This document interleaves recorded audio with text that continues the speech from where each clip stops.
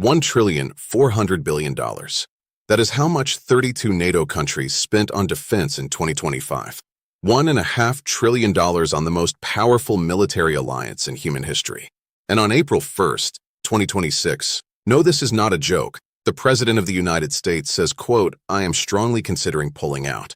In an interview with the Telegraph, Trump called the 77-year-old defense alliance a paper tiger. When asked whether he would reconsider U.S. membership in the bloc after the Iran conflict ends, he said, quote, "Oh yeah, I would say it is even more than reconsidering." Think about this. The man who controls 60% of the alliance's military budget says, "I don't need this." And the media presents it as just another Trump threat, as rhetoric, as bargaining. I am telling you today, this is a mathematical inevitability that everyone saw coming but refused to acknowledge. And today I am going to show you 3 layers of this reality that television hides from you. Layer 1, the military layer. Why NATO no longer works as a military machine. Let us start with the key question. What actually happened? Trump declared he is seriously considering withdrawing the United States from NATO, the military alliance that has been the cornerstone of the international order since World War II, after his allies refused to join the war against Iran. Here's the context. The president has been expressing skepticism toward the alliance ever since the U.S. and Israel launched their campaign against Iran on February 20th. Trump demanded one specific thing from NATO allies: send warships to unblock the Strait of Hormuz. And they said no. Britain said no. France said no. Germany said no. Trump even publicly mocked the British fleet, saying, quote, "You don't even have a navy. You are too old and your aircraft carriers didn't work." And here is the critical part. Secretary of State Marco Rubio stated that if NATO is only about protecting Europe in case of an attack, but the U.S. is denied base rights when it needs them, that is not a very good deal. He said it becomes hard to stay engaged and say this is good for the United States, and that all of it will have to be reassessed. This is the fundamental fracture. NATO was built on one principle. Article 5, the Central Defense Clause, states that an attack on one member is an attack on all. This article has been activated only once, after the September 11th attacks on the United States. NATO's involvement in the subsequent war in Afghanistan was a direct result, with troops from across the alliance supporting the operation. Trump sees it simply. He said, quote, "We were there automatically, including Ukraine. Ukraine was not our problem. It was a test, and we were there with them. They were not there with us." This is not just resentment. This is a fundamental rethinking of the very principle of collective security. And here is why television analysts are wrong when they say it is just bargaining. Jamie Shea, a security expert and former NATO official, warned that although Trump often changes his messages, they send the wrong signals to Russia and embolden the Kremlin in its efforts to undermine and question NATO. Now, technically Trump cannot unilaterally withdraw the U.S. from NATO. In 2023, Congress passed a law prohibiting the president from doing so without Senate approval. But his constant criticism of the alliance has raised the question of whether the U.S. would actually come to the aid of other NATO members if they activated Article 5, thereby undermining one of the central purposes of the alliance. And here is a historical parallel that nobody draws. 1966. Charles de Gaulle withdraws France from NATO's military structure, not from the alliance itself, from the military command. Headquarters move from Paris to Brussels. Everyone says this is the end, but NATO survived because America stayed. What happens when America itself leaves? Layer 2, the money layer. Who pays, who profits, and why the numbers do not add up. Now let us get to the heart of it, the money. Because money is where that mathematical inevitability I mentioned actually lives.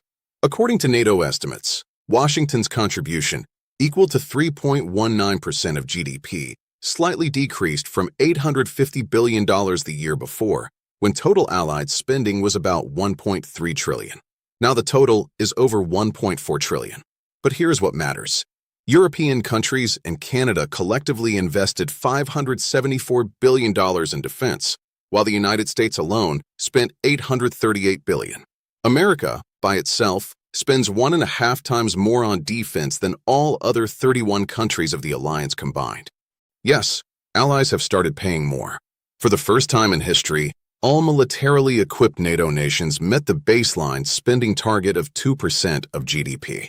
European allies and Canada increased defense spending by 20% compared to 2024, a significant step forward. But here's the catch. At the NATO summit in The Hague in 2025, allies committed to investing 5% of GDP annually on key defense needs and defense and security-related expenditures by 2035. Of that, at least 3.5% of GDP directly on defense. 5%. Let us do the math. Germany's GDP is about $4.5 trillion. 5% is $225 billion a year. Right now, they spend about $90 billion. Where do you find another $135 billion? Raise taxes? Cut social programs? In 2025, Poland's defense spending as a share of GDP was 4.48%, the highest among all NATO countries, followed by Lithuania at 4% and Latvia at 3.73%. Notice, the record holders are countries that live in Russia's shadow. For them, this is a matter of survival. But countries like Belgium, Canada, Spain, 5 nations, Albania, Belgium, Canada, Portugal, and Spain, are projected to have allocated exactly 2%. 8 more countries, including France, Italy, Croatia, and Hungary, barely reached 2.1%.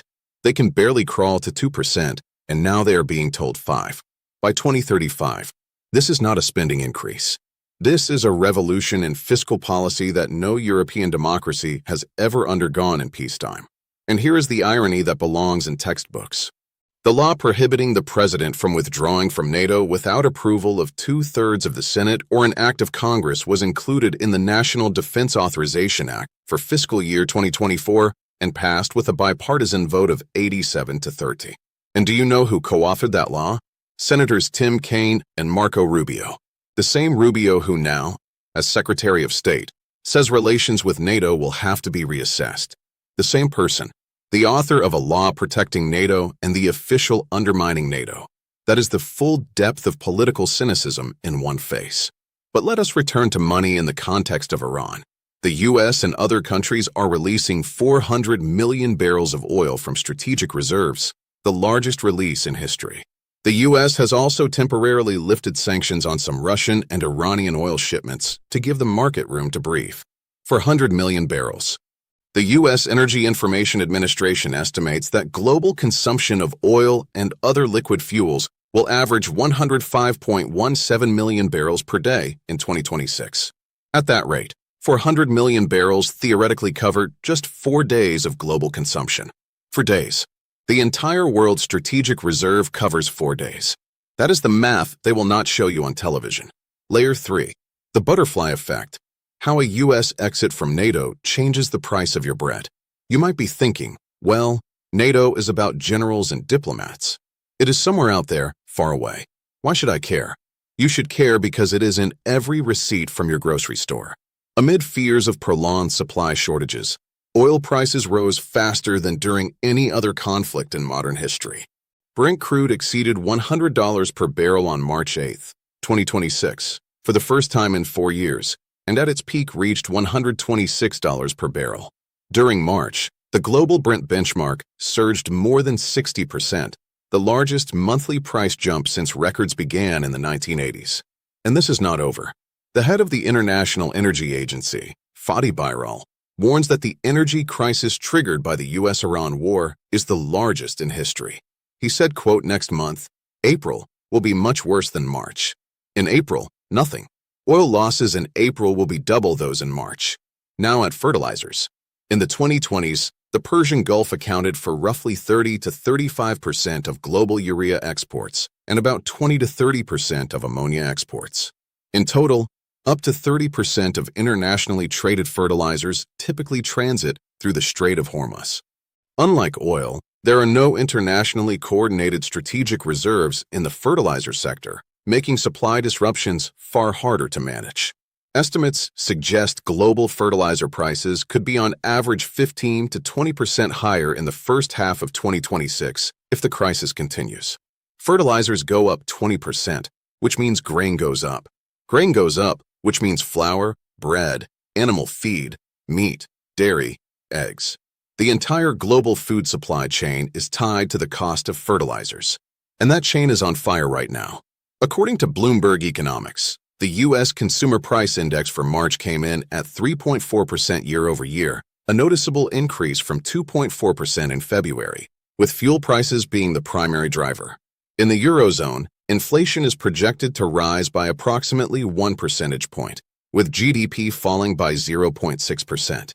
And the Federal Reserve Bank of Dallas model shows that a closure of the Strait of Hormuz, removing about 20% of global oil supply from the market, would push average WTI prices to $98 per barrel and reduce global real GDP growth by 2.9 percentage points in the second quarter of 2026. 2.9 percentage points of global GDP. That is not a recession. That is a collapse. Now connect this to NATO. Trump tells allies, figure out the strait yourselves. Trump stated that the U.S. is no longer interested in the Iranian blockade of the Strait of Hormuz and that countries dependent on this critical trade route for energy imports should ensure its navigability themselves. Christian Bouger, professor of international relations at the University of Copenhagen and an expert in maritime security, stated that Europe would face its largest energy supply crisis if the Strait of Hormuz is not reopened. Europe receives 12 to 14% of its liquefied natural gas from Qatar through that strait. And if it remains closed and NATO no longer exists as a coordination mechanism, who organizes the convoys? Who secures the tankers? Every country for itself? Byral added that gas losses from the blockade exceed volumes lost from the market when Russian supplies were cut off 4 years ago. He said the current crisis is bigger than the previous 3 combined. Plus, there are numerous vital commodities, petrochemicals, fertilizers, sulfur, all critical to global supply chains. He said we are heading toward the largest disruption in history. Here is your real connection. Not Trump threatens NATO, but your gas bill, your grocery receipt, your mortgage rate. Because when the security structure that guaranteed freedom of navigation and trade for 77 years breaks down, the cost of everything goes up. And one final element everyone overlooks. Even if Trump wants to leave, can he? In December 2023, Congress passed a provision within the National Defense Authorization Act for fiscal year 2024 restricting the president's ability to unilaterally withdraw the United States from NATO. Specifically, Section 1250A of the NDA establishes that the president cannot suspend, terminate, denounce, or withdraw U.S. membership from NATO without the approval of 2/3 of the Senate or an act of Congress. Furthermore, the law prohibits the use of any funds to facilitate such a withdrawal without meeting these conditions. But, and here is where the real drama begins, legal experts note that the law may not be fully bulletproof. Some argue the president could challenge the restriction by invoking constitutional authority over foreign policy, potentially triggering a legal conflict between the executive and legislative branches. But his constant criticism of the alliance has raised the question of whether Washington would come to the aid of other NATO members if Article 5 were activated, thereby undermining one of the bloc's central purposes. Trump does not need to formally leave NATO to kill NATO. He just needs to not show up when the phone rings. And there is no law that can force a president to defend an ally. So let us put the full picture together. Layer 1. NATO as a military mechanism is already broken. Allies refuse to act when asked. Not in Europe, in the Middle East, but for Trump that does not matter. For him, there is one test. Are you with me or not? Layer 2. Money. America pays 60% of the total budget. Europe promises 5%, but barely reached 2%. The Rubio-Kane law prohibits withdrawal, but the same Rubio now says reassess. The numbers do not add up. The promises are not being kept. Layer 3. Your wallet. Oil at 126. Fertilizers up 20%. U.S. inflation at 3.4% and rising. Global GDP down nearly 3 percentage points. And all of this is happening with NATO still functioning. Imagine what happens when it stops. British Prime Minister Starmer says the right words. NATO is the most effective military alliance the world has ever seen. But then he adds, when it comes to defense and security, energy, and the economy, we need stronger relationships with Europe. He is already hedging. He is already preparing for a world without America and NATO. And here is my question to you, not as viewers of this channel, but as people who pay for gasoline and bread. If NATO really is a paper tiger, then who will secure the trade routes that 100% of the global economy depends on? Every country on its own. Coalitions of interest? China?